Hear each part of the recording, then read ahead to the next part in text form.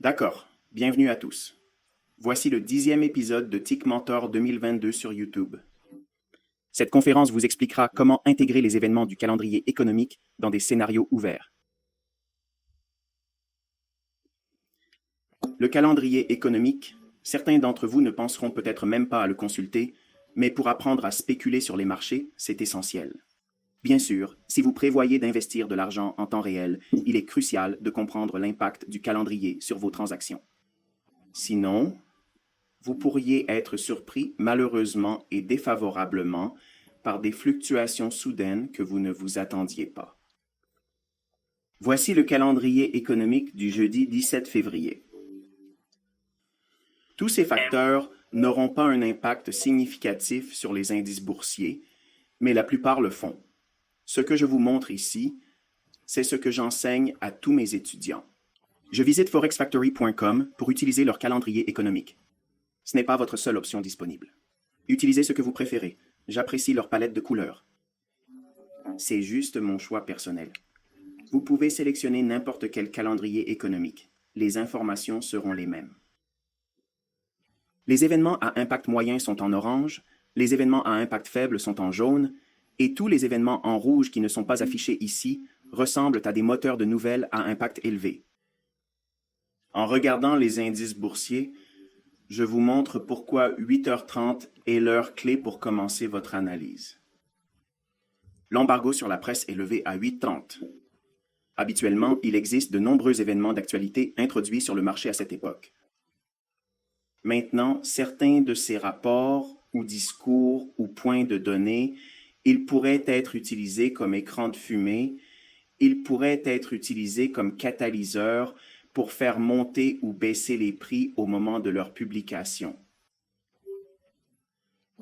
D'autres exemples, comme celui que je vais enseigner ce soir, sont généralement des prix qui montent ou descendent avant que le rapport ne sorte, puis le mouvement réel commence à suivre. D'accord, donc quand j'entrerai dans l'enseignement réel, cela aura plus de sens. D'accord, nous regardons le graphique quotidien du Nasdaq. Voici le graphique en vue continue de trading, pour que tu saches ce que j'examine. C'est avec cette personne que nous avons travaillé durant ce mentorat. En ce qui concerne le graphique journalier, lorsque je parle du Power 3, beaucoup de commentaires dans la vidéo précédente mentionnent que cela les confond, car ils sont nouveaux et viennent de me découvrir. Quand je dis Power 3, ils n'ont aucune idée de ce dont je parle. J'ai en fait un enseignement sur la chaîne YouTube que vous pouvez vérifier et étudier. Mais je vais vous donner un peu plus d'amplification ici. C'est aussi un peu comme aider à combler les lacunes dans votre compréhension des préjugés quotidiens. Parce que si je pouvais vous dire quelles sont les questions qui m'ont été posées le plus souvent depuis que j'ai mentoré les gens au fil des ans, sans aucun doute, absolument, sans aucun doute, la première question que j'ai reçue est les tics. Pouvez-vous m'enseigner sur les préjugés quotidiens? Peux-tu me dire s'il s'agit d'une mise à jour ou d'un jour de dépression? Je vais t'enseigner ici. C'est mon honnêteté avec Dieu, d'accord? Je n'aurais jamais été plus facile que ça, d'accord? Étudie l'action des prix et tu verras par toi-même après un certain temps. C'est vraiment ce que j'enseigne à mes étudiants, sans aucun secret supplémentaire. C'est ça, d'accord? Il s'agit simplement de regarder les clous en laiton qui pourraient se former dans la gamme quotidienne. Nous regardons donc tout de suite le graphique quotidien. Comme je l'ai mentionné dans l'épisode précédent, j'ai décrit ce point haut dans ce point bas, et c'est la gamme où nous sommes. Le niveau 50 est équilibré. De même, au-dessus de l'équilibre est un marché de primes, et au-dessous de 50% est un marché de discount. Nous sommes donc revenus au sommet de la plage, entre ce bas et ce haut, et entre ces deux niveaux. Rappelez-vous que je vous ai donné si bas et si haut. C'est un déséquilibre, d'accord? Il s'agit d'un écart considérable. Après que nous ayons eu cette bougie d'indécision, ce marché a initialement connu un rabais. Revenez à l'épisode 9. Vous n'avez pas vu celle-là, vous regardez celle-ci. Ça va devenir plus chaotique, mais nous avons une bougie d'indécision ici, et nous sommes en réduction. Même si je crois, et je le dis à mes propres élèves, je suis sûr que nous allons nettoyer ces basses ici. Par rapport à la gamme de trading entre ce haut et ce bas, nous sommes allés à un rabais. Donc en dessous, nous avons une réduction et nous avons un déséquilibre.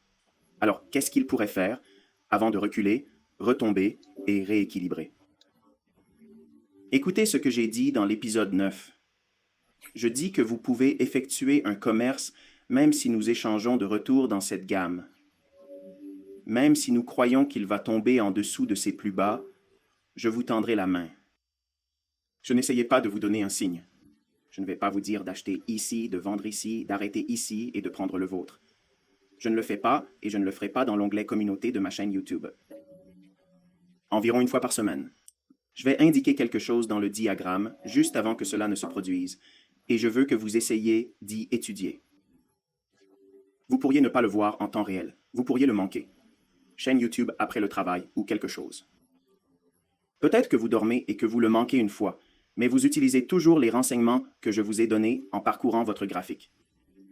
On me demande tout le temps, pouvez-vous indiquer la date et l'heure dans le courriel? J'avais oublié. Si je vais poster quelque chose, j'essaie de me rappeler de le faire quand je me réveille, mais quelque chose se passe, je vois dans le graphique, j'ai entendu dire qu'il doit vouloir tout mettre dans le post, mais j'ai oublié. Donc je m'excuse pour ça. Les gars, c'est un travail en cours.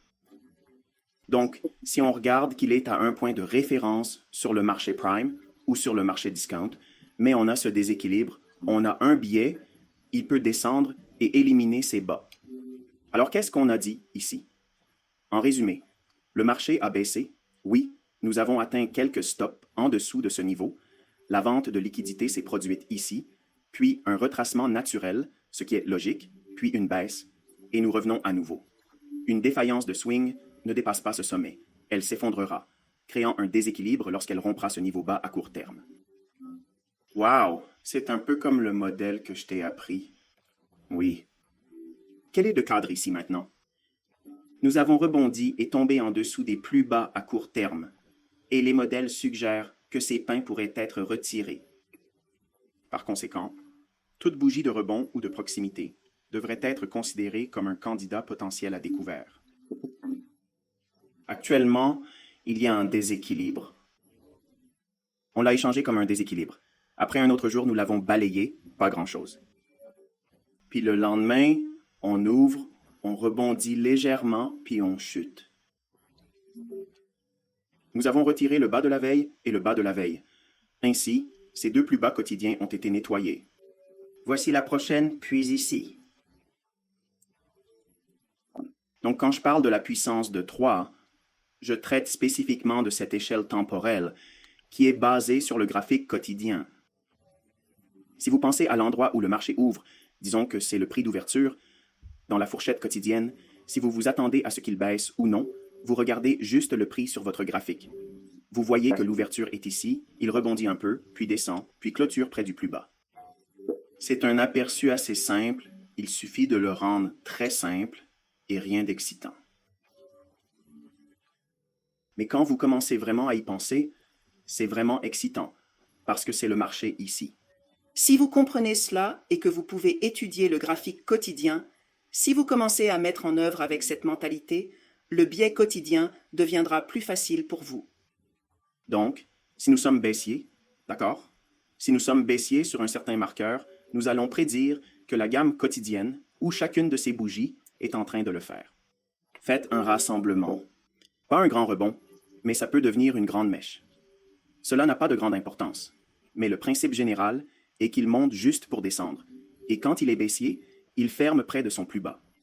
Évidemment, si elle était haussière, ce serait l'inverse, le prix d'ouverture serait près du plus bas, alors que le prix de clôture près du plus haut de la journée. Mais lorsque vous êtes haussier, pas chaque bougie dans toute la série de mouvements de prix est une bougie proche. Par contre, quand vous êtes baissier, toutes les bougies ne sont pas des bougies de clôture à la baisse. Je vous ai déjà mentionné que lorsque vous avez ces mouvements de prix constants sur des périodes de temps plus longues, vous ne verrez pas beaucoup de bougies de clôture baissière et de même pas beaucoup de bougies baissières en période haussière. Mais comparez-le à ce que vous ressentez lorsque vous regardez les prix. Quand vous êtes haussier, vous faites tout un débat sur le jour de la baisse, ce qui vous déstabilise totalement de votre stratégie. Oh, je ne peux pas être sûr de mes biais. Je ne sais pas ce qui se passe vraiment. Ça me trompe toujours. Je me sentais pareil dans les années 90. Je sais ce que ça fait, mais examinons cela de plus près. Voici le graphique que j'ai tradé en 1992. Les barres classiques d'ouverture, de haut, de bas et de clôture. Et c'est ce que je vous montre maintenant avec ce graphique. Cela aurait beaucoup de sens pour moi si mes yeux n'étaient pas aussi mauvais qu'ils le sont maintenant, parce que je vieillisse et que j'ai regardé des écrans d'ordinateur depuis plus de 30 ans, et cela les a usés. Il est évident que le chandelier est la manière la plus populaire de l'observer parce que c'est visuel. Vous pouvez voir l'ouverture et la fermeture, et ce que je vous enseigne ici est beaucoup plus facile. Vous devez regarder attentivement où se trouve l'ouverture de la bougie et si elle est à gauche du graphique. Ce n'est même pas une bougie, c'est un bar. Le côté gauche du bar est donc ouvert. Il descend, crée des plus bas, puis rebondit pour clôturer près des plus hauts de la journée. Vous voyez la même chose. Il a ouvert, baissé, augmenté et clôturé au-dessus de l'ouverture dans la partie supérieure de la fourchette. Ensuite vient un pic, peu importe où il se termine, et alors, qu'est-ce que cela peut faire? Revenir et se rééquilibrer. Ça fera sens dans un instant. Il s'ouvre ici et le petit rebond crée cette chose ici ce jour. Il a commencé à augmenter légèrement, puis à baisser, chevauchant la barre quotidienne. Si nous regardons cette relation ici, nous avons un canal unique, la gamme de barres entre le bas de cette bougie et le haut de cette bougie. C'est notre écart de juste valeur. Le marché peut y revenir et voir sa clôture au plus haut de la prochaine bougie. Il est aller-retour et fonctionne des deux côtés de la portée. Mais quels sont nos préjugés? Notre suggestion de biais est baissière. Nous cherchons ces points bas. Alors, ce que nous faisons est revenir et nous rééquilibrer avant de redescendre. Alors, cette bougie ou barre a-t-elle touché le bas de cette bougie ou barre une fois que nous sommes revenus au sommet de la gamme? Non, ce n'est juste pas suffisant. Celui-ci a été effacé. La gamme est maintenant parfaitement équilibrée. Il n'y a donc aucune raison pour ce prix de flotter maintenant. Il pourrait monter un peu plus haut aujourd'hui et j'attends que cela se produise. Mais je n'abandonne pas mon attitude baissière face à la baisse des prix.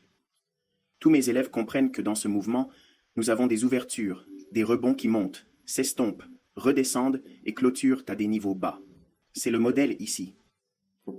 Le pouvoir 3 consiste en l'accumulation, la manipulation et la distribution. D'accord, voilà les trois composantes. Le côté de la force est que si vous comprenez la relation entre la fourchette quotidienne, le prix d'ouverture de la journée baissière, d'accord, le prix d'ouverture et toute accumulation courte au-dessus de celle-ci. Aujourd'hui, il ne se limite pas simplement à cela. C'est là que vient le financement intelligent, des personnes comme mes étudiants et moi, et c'est là que nous visons l'opportunité appropriée. Il peut être de n'importe quelle gamme. C'est important parce que quand mes élèves reçoivent cela, ils souriront aussi. Du prix initial au sommet, quelle que soit la fourchette, vous soustrayez l'intervalle du prix d'ouverture. C'est votre périmètre ouvert. C'est là que réside l'écart de juste valeur. C'est là que le prix de votre action va se produire. Voici votre meilleur point d'entrée commercial. Chaque candidat a découvert potentiel, quelle que soit l'approche systématique que j'enseigne, même dans mon mentorat payé, chaque réseau premium, eh bien, c'est ce que j'enseigne, parce que chacun d'entre eux résidera et se formera dans la gamme entre l'ouverture et le haut. En d'autres termes, si vous regardez le prix et que vous êtes baissier, il va augmenter après l'ouverture de la journée. C'est la balançoire de Judas. La fourchette du prix d'ouverture au sommet constitue votre prévision inférieure au prix d'ouverture. Le périmètre ouvert. Quand je dis ouvert, c'est vraiment ouvert. Cela me donne une zone pour combien de marge de manœuvre je peux accorder lorsque le marché commence à descendre sous son cours d'ouverture, mais encore permettre une entrée favorable. Power 3 est baissier pour moi. Je m'attends à ce que le marché ouvre et rebonde au-dessus. Ce serait idéal si je pouvais courir là-bas, mais peut-être pas, ou je pourrais trader à l'avance, ou simplement trader et être arrêté. Ça arrive. Mais ensuite, il est tombé sous le cours d'ouverture. Est-ce que cela me gâche totalement la journée? Parfois, ça tombe, je ne peux pas l'attraper, ça ne me règle rien, je le manque. Ne le poursuivez pas trop, mais ne soyez pas triste non plus. En revenant à votre backtest, vous verrez qu'il y a beaucoup d'opportunités en dessous du prix d'ouverture. C'est ce qu'on appelle une entrée de proximité. C'est ce que j'ai promis dans ce mentor sur YouTube, vous enseigner dans la communauté des mentors. Je sais déjà que la plupart d'entre vous m'ont trouvé récemment et que beaucoup d'entre vous viennent de me rejoindre, et je vous remercie tous de me rejoindre, mais vous ne savez pas tout ce que j'enseigne sur cette chaîne YouTube. On dirait que vous buvez de l'eau d'un tuyau d'incendie, et cela vous arrachera le visage à cause de trop d'informations. Je ne comprends pas, allons au but. Vous devez avoir une compréhension en couches. Si vous n'avez pas la patience de lire attentivement, je ne pourrai pas vous aider. Je vais vous frustrer. Vous pourriez revenir et étudier en espérant faire bien la première fois. Mais c'est toi qui décides. Lorsque vous êtes baissier, quel que soit le haut du projet d'ouverture, votre paramètre d'unité sera formé dans celui-ci. C'est l'accumulation des positions courtes.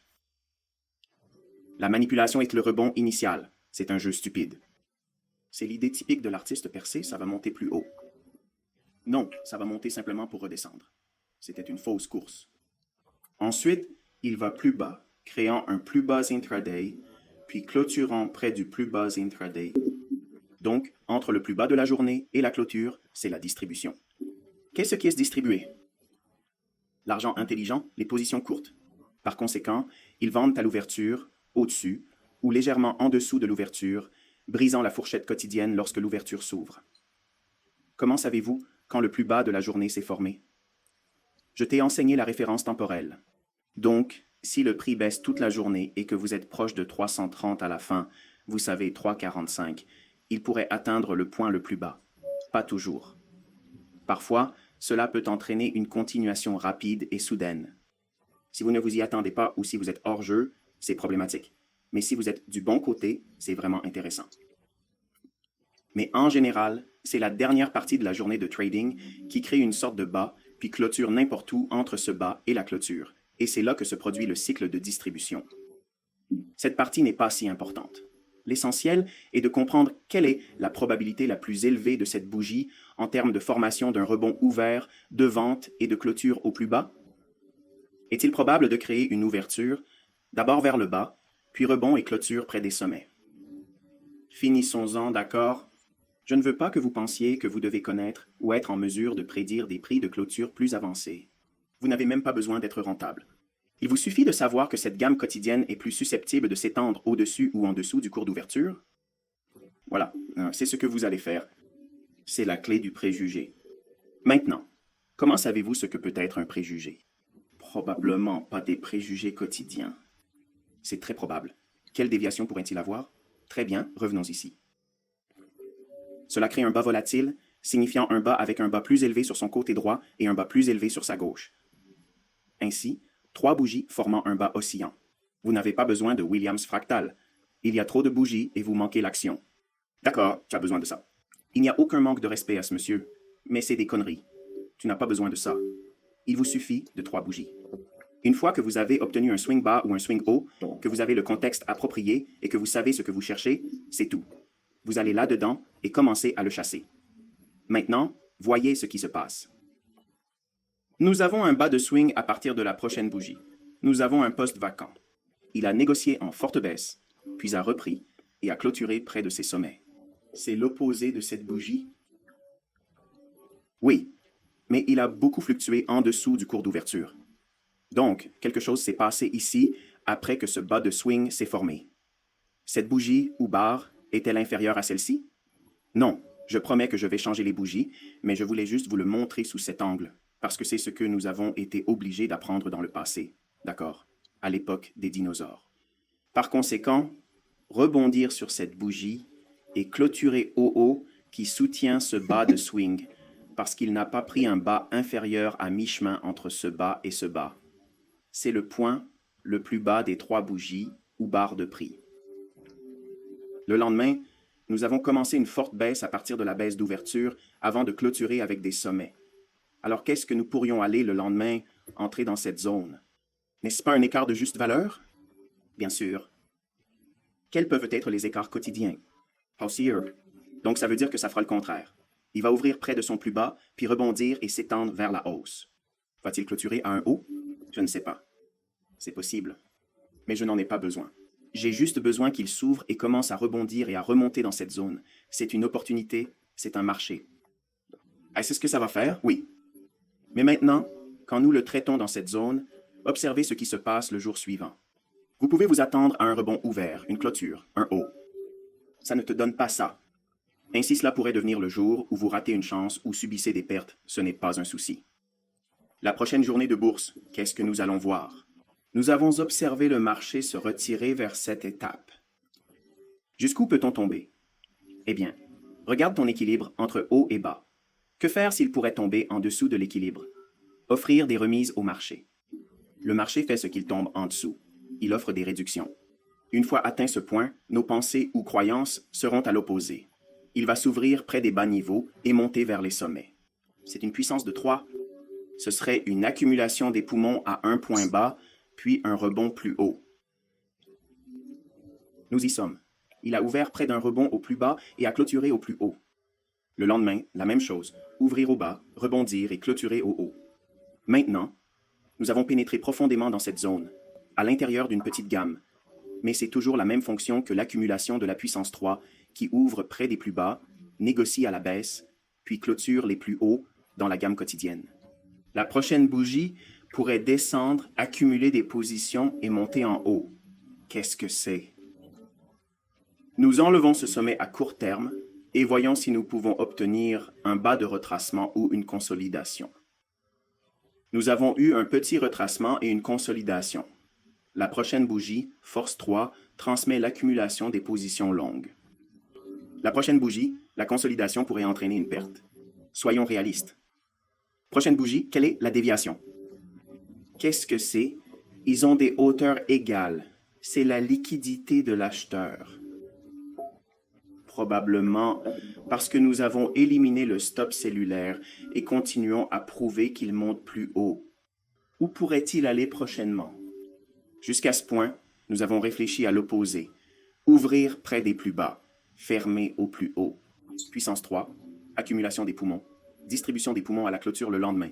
Bougie indécise. OK, pas grave à faire. La prochaine bougie, nous ouvrons et le commerce est en baisse. Même chose. Nous cherchons un acheteur. Nous cherchons un acheteur ici. Vous pourriez être arrêté, vous pourriez avoir un trade perdant, mais vous n'abandonnerez pas votre biais haussier. Avant de franchir ces sommets, nous devons l'étudier. Après les avoir franchis, veut-il monter plus haut? Est-ce que cela montre toujours et que vous voulez monter plus haut? Eh bien, nous avons bien couru ici. La prochaine bougie est ici. Nous recherchons des hausses pour ouvrir près des plus bas, négocier légèrement en dessous de l'ouverture, puis rebondir et clôturer près des plus hauts. C'est du préjugé, c'est de s'en tenir à tes préjugés. Faites la même chose ici, au contraire. Nous avons un déséquilibre ici, et je promets que je le changerai pour un chandelier après cela. Tes yeux pourraient devenir fous maintenant. L'écart de juste valeur, nous le négocions. Alors, qu'attendons-nous que le marché fasse une fois que nous avons échangé? Quel deck de trading est inférieur? Par conséquent, si nos prix de négociation reculent, nous allons chercher ce modèle. Rebond à l'ouverture, accumulation de shorts, répartition de points bas. Qu'est-ce que vous distribuez? Les positions courtes accumulées dessus sont au cours d'ouverture. Alors, dans cette bougie, qu'avons-nous? Nous avons des ouverts. Il rebondit à découvert, puis descend le plus près de son plus bas, comme ici. Vous vous attendez à la même chose pour la prochaine bougie? Peut-il être passé? Non. Tu pourrais aussi souffrir ce jour-là. Ce n'est pas grave. Où ça va probablement aller?